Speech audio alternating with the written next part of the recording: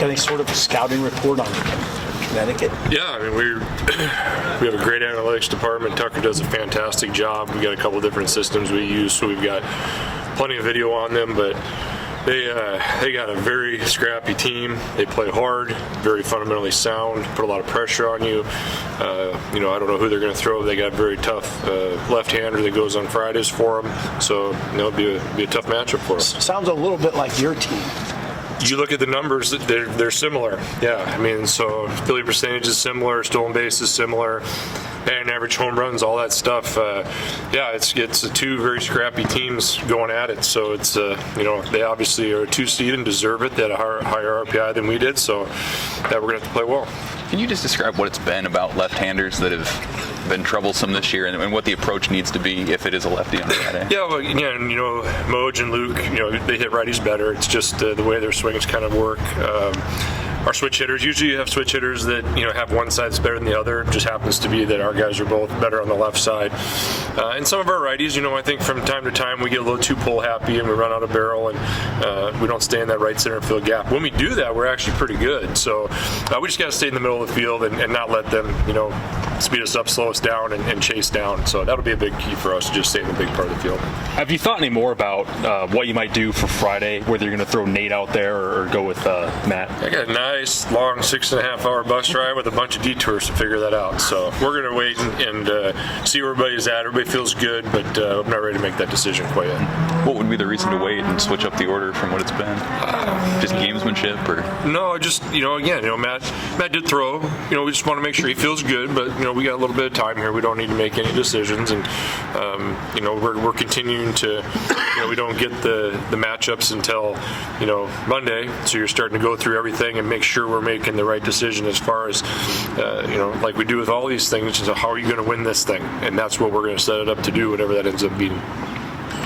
I think maybe a couple of years ago you said that you might be doing things differently between the end of the tournament versus the start of the NCAA if you had that opportunity for maybe what you've done in the past. Did you do that differently this year or switch things up a little bit?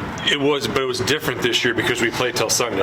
Okay. Before we were 2 and out and we had a lot of dead time, and I thought we maybe got a little bit rusty, and if we would have done the same thing and made it, we would have had a lot more activity. Being that we played all those games in that period of time, I thought it was very important to get them rested up on Monday.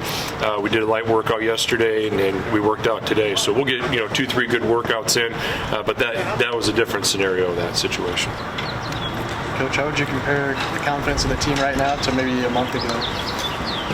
I'm not a good comparison guy. I mean, it's just you just never know what this game's going to throw at you. Well, I do know it's going to throw at you. It's going to throw at you a lot of ups and downs and challenge your mentality and your confidence and how tight your team is, all those things. And they've had those ups and downs and have fought through it. And I just know our boys, like we did for the Big Ten tournament. It doesn't matter what the stats are. It's a clean slate. That's the beauty of postseason baseball. It doesn't matter if you made the all-tournament team or you stunk in the Big Ten tournament. It's new life here. You're 0-0 and your stat line's clean.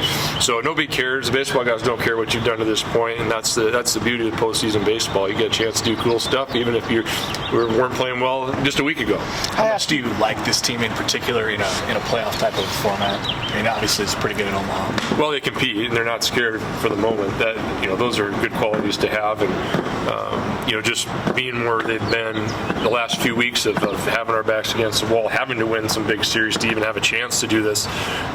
Winning that last game in Northwestern, taking 2 or 3 from Arizona State, 2 or 3 from Michigan, getting into the championship game. They've kind of seasoned themselves, in postseason baseball. So it looks like they kind of thrive in this type of environment. But that being said, it's a whole new animal this weekend. But that's the beauty of it. It's 0-0, so we just don't know what's going to happen. Darin, when you think back before the Arizona State series, you thought the team. You told me you thought the team maybe had underachieved to that point. Has your viewpoint changed on that now since that point? No, I still think we can play better.